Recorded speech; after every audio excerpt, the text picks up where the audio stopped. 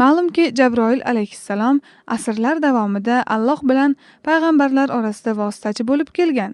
Mana shu haqida to'liqroq ma'lumot olmoqchi bo'ldik.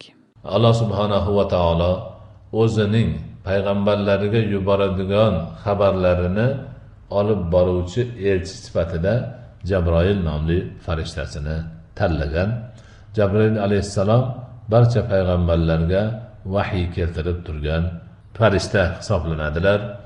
O'tgan anbiyolarning hammalariga Jabroil alayhissalom Allohning xabarlarini, ta'limotlarini yetkazib turgan.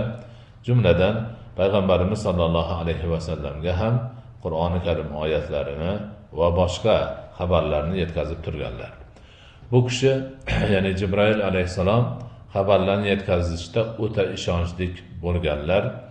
Biror harfga yoki nuqtaga xiyonat qilmaganlar. Shuning uchun ham amin, ya'ni ishonchli degan sifat bilan sifatlanganlar.